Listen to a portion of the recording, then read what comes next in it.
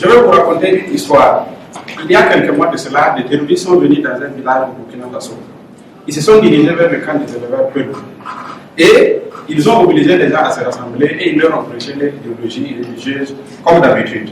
Ils concluent en leur demandant de leur apporter leur soutien dans le noble combat qu'ils mènent pour la religion selon eux.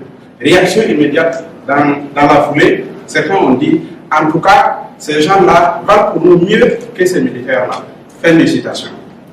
La question que cela m'a amené à me poser, c'est qu'est-ce qui peut amener quelqu'un à préférer des terroristes à l'État?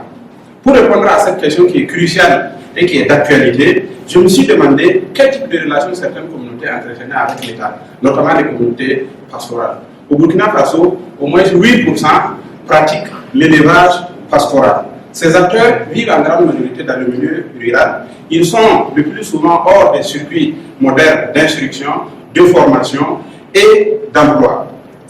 Alors, les éleveurs sont fréquemment impliqués également dans les conflits avec les agriculteurs notamment, et aussi souvent avec l'État. Ces dernières années, cette situation conflictuelle, ces relations conflictuelles qu'ils ont avec les acteurs ont été exacerbées par la crise terroriste au Sahel. Qu'est-ce qui peut alors expliquer cette très faible intégration des communautés pastorales dans l'État africain?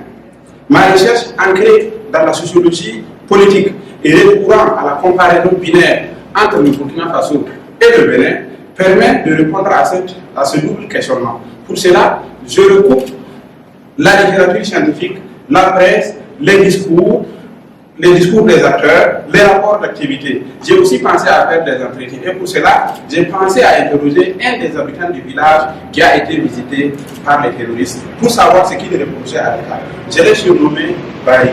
Alors, j'ai demandé alors à Barry ce qu'il reprochait à l'État. Il m'a dit qu'il y a 2 ans de cela, la quasi-totalité de son troupeau a été tuée par les forestiers pour être illégalement entrés dans le parc W à la frontière Burkina-Bénin. Alors, tous ces animaux étaient décimés. Aujourd'hui, il est sans activité, il n'a plus d'animaux. Et le nombre d'éleveurs pasteurs qui ont été victimes de ce genre de mésaventures sont nombreux. C'est un père de famille, vous pouvez imaginer quelle est sa vie actuellement. Ils sont nombreux, ces éleveurs.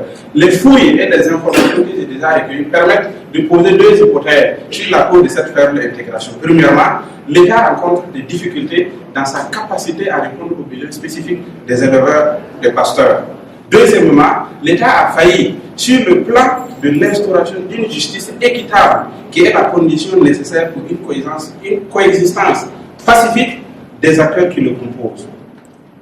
Alors, ces découvertes permettent de réaliser que l'État a un rôle déterminant à jouer dans ce processus d'intégration. Surtout, son action a besoin d'être revue sur le triple plan de son équité, de sa capacité et de sa spécificité. Je vous remercie.